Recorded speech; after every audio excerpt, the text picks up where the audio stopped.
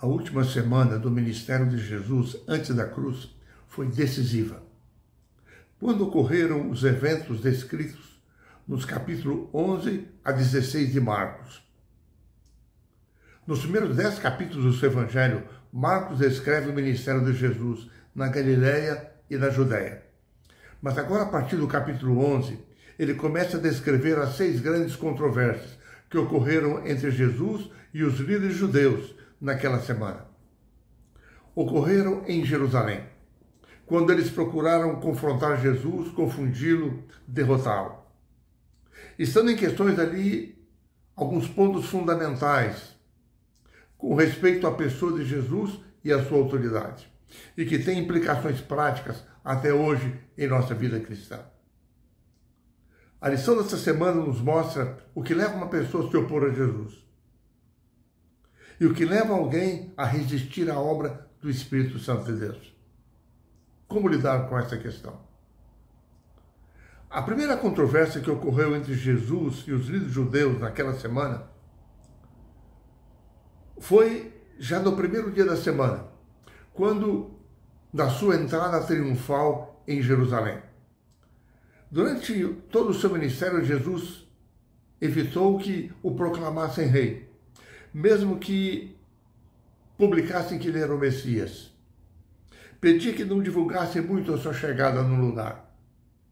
Mas agora, de repente, nessa semana, Jesus entra na cidade cumprindo um ritual predito pelo profeta Zacarias no capítulo 9, versos 9 e 10 do seu livro. O ritual da entrada do Messias como um rei justo para governar sobre o seu povo. Montado num jumentinho, Jesus desceu o Monte das Oliveiras. Entrou na cidade, cercado por uma multidão que anunciava, conforme Marcos 11, 9 a 10. Hosana, bendito o que vem em nome do Senhor. Bendito o reino que vem, o reino de Davi, nosso Pai. Hosana nas maiores alturas. Jesus, cercado pela multidão, dirigiu-se ao templo. Mas a tarde já declinava. As pessoas perguntavam: quem é este que foi proclamado Messias pelo povo? Jesus observou a volta, viu o templo, mas para evitar problemas no final daquele dia, Jesus preferiu retornar para Betânia, juntamente com os 12. A cada dia naquela semana, Jesus sempre retornava para pernoitar em Betânia. A controvérsia com Jesus prosseguiu célere na manhã seguinte.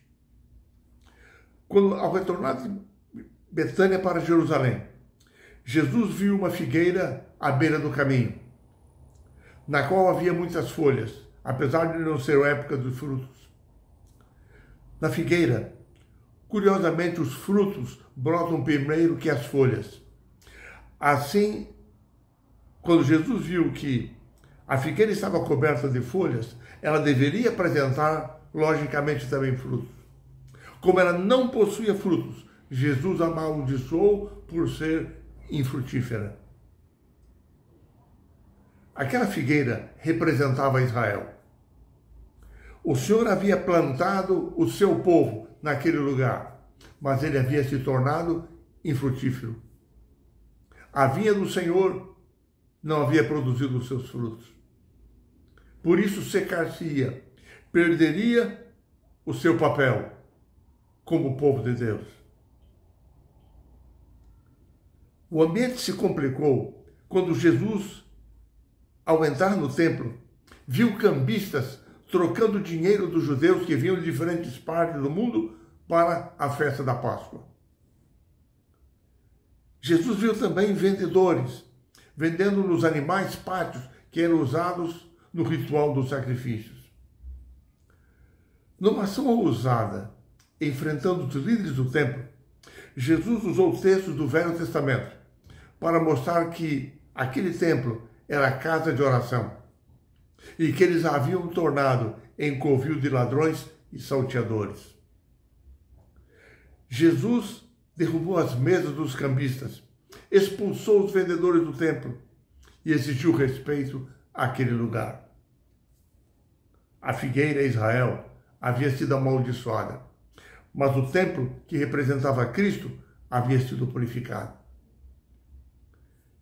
Cada dia, Jesus vinha ao templo, vinha a Jerusalém. Assim, no dia seguinte, a controvérsia entre Jesus e os líderes judeus recrudesceu. Após a purificação do templo, Jesus foi cercado pelos principais sacerdotes, escribas e também pelos anciãos do povo.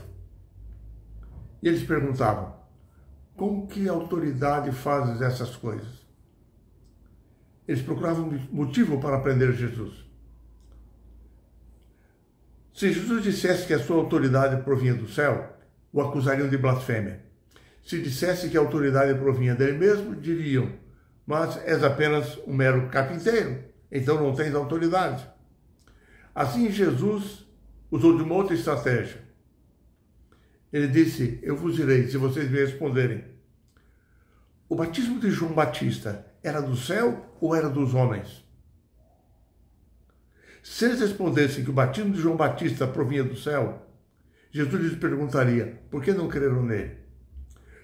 Se eles respondessem, esse batismo provinha dos homens, o povo se levantaria contra eles, líderes, porque o povo cria que João Batista era um profeta enviado de Deus. Assim eles disseram que não podiam responder. Então Jesus disse: também eu não vou dizer a vocês com que autoridade eu faço essas coisas. E em seguida Jesus contou-lhes a parábola dos lavadores maus. Quando lhes contou a parábola, eles entenderam claramente que a vinha da parábola representava Israel e que eles eram os lavradores maus. Deus, o Senhor da vinha, havia enviado servos, profetas, mas os líderes de Israel os haviam maltratado, perseguido e matado alguns. Agora, quando Deus, o Senhor da vinha, havia lhes enviado o seu próprio filho, eles o matariam.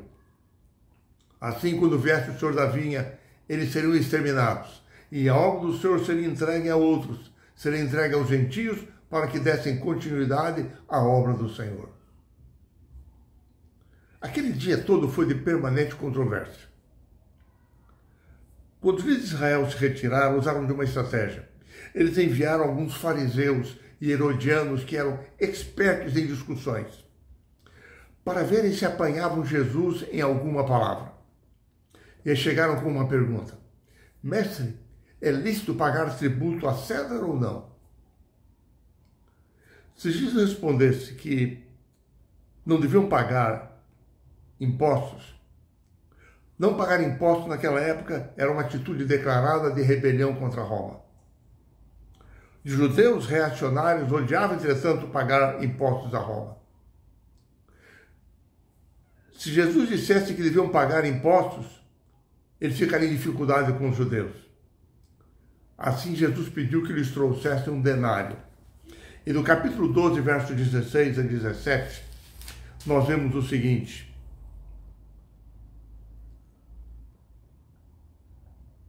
por que me experimentais? Trazei-me um denário para que eu o veja. De quem é essa efígie em inscrição? E responderam: de César.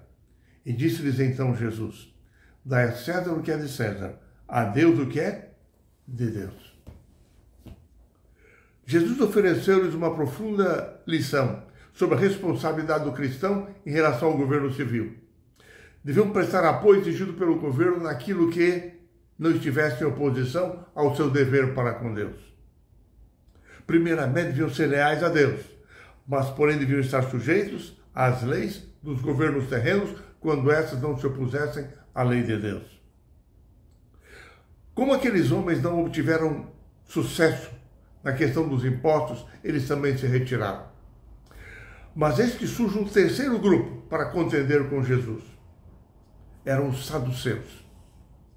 Eles aceitavam apenas os 5 primeiros livros de Moisés, o Pentateuco, como regra de fé.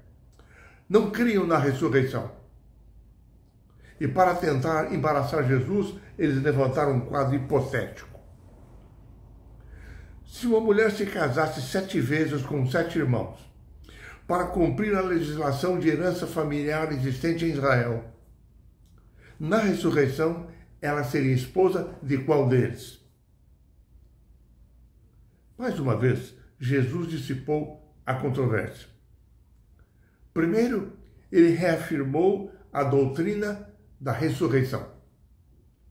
Em segundo lugar, ele afirmou que no céu não haverá casamentos. Os ressuscitados serão como anjos. Ao final da discussão, um escriba que estava prestando bastante atenção a todas aquelas discussões, ele se aproximou de Jesus e arriscou uma pergunta. Mestre, qual é o principal de todos os mandamentos? Mais uma vez, Jesus utilizou as Escrituras para a sua resposta. Em Marcos 12, 29 a 31, nós lemos o seguinte. Respondeu Jesus, o principal mandamento é, ouve, ó Israel, o Senhor nosso Deus é o único Senhor. Amarás, pois, o Senhor teu Deus de todo o teu coração, de toda a tua alma e de todo o teu entendimento e de toda a tua força. O segundo é, amarás o teu próximo como a ti mesmo. Não há outro mandamento maior do que estes. Jesus recitou os textos de Deuteronômio 6:5 e Levíticos 19:18. É interessante que Marcos se refere às palavras de Jesus nesse momento, Jesus dizendo, não há outro mandamento maior do que estes. Já Mateus, quando relata o mesmo incidente, ele apresenta algumas palavras finais de Jesus. Jesus disse, desses dois mandamentos dependem toda a lei e os profetas. Ou seja, o amor a Deus sobre todas as coisas é a base dos 4 primeiros mandamentos da lei de Deus. O amor ao próximo é a base dos 6 últimos mandamentos do Decálogo.